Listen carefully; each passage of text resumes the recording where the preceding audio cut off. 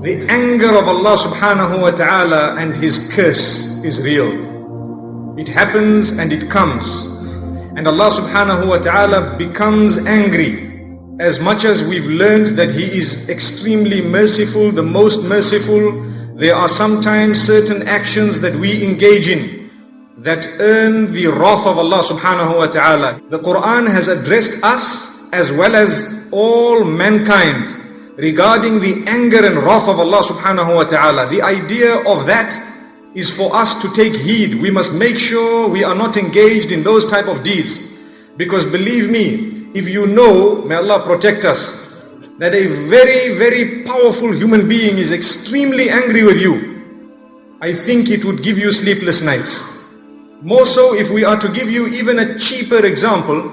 If you witness an angry lion outside there, nobody will leave this masjid. May Allah protect us. We are ready to fear an animal, and we are not prepared to fear the creator of the entire creation. May Allah subhanahu wa ta'ala save us from hypocrisy. We need to realize and understand that Allah subhanahu wa ta'ala declares His anger against certain people and against certain actions. And this is why I have chosen to speak about the anger and the curse of Allah subhanahu wa ta'ala tonight. Taking the verses from the Quran which have made mention of the anger and the curse of Allah subhanahu wa ta'ala, clustering them together as one subject and one topic. The idea is for us to learn, to take heed, to weep for the sake of Allah subhanahu wa ta'ala, and to mend our ways before it is too late. The first issue we need to remember is in Surah Al-Fatiha, which is the opening surah of the Quran. Allah subhanahu wa ta'ala makes mention of a dua, and I've mentioned this dua where Allah subhanahu wa ta'ala says, Ihdina as-siratal mustaqim, guide us to the straight path. That is by far the most important prayer that anyone could make. Now the rest of the surah is connected to what the straight path is. Ya Allah, grant us the path of those whom you have favored, and do not grant us the path of those who have earned your anger.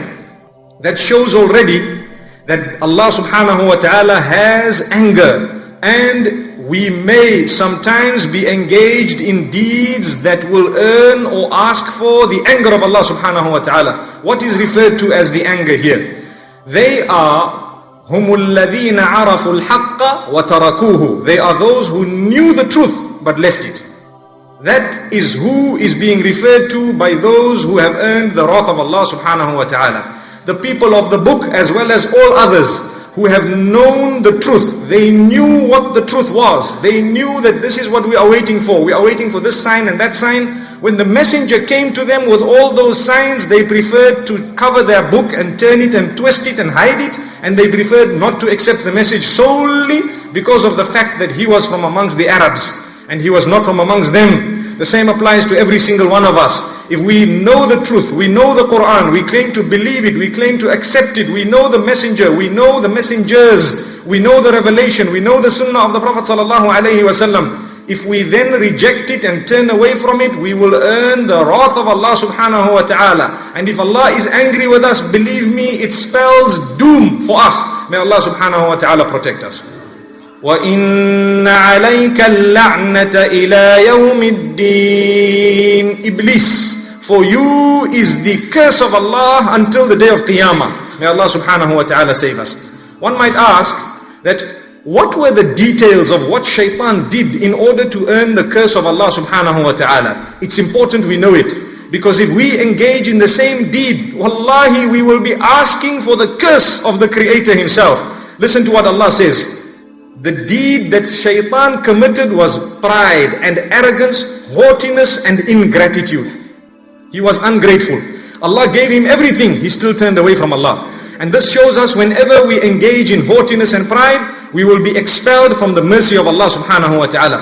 He will take away from us our happiness and our goodness, and He will kick us right out. May Allah subhanahu wa ta'ala protect us all. Therefore, don't be lazy when it comes to getting up for Salatul Fajr. Don't be lazy when it comes to the other salawat, to fulfill the 5 daily prayers that we have.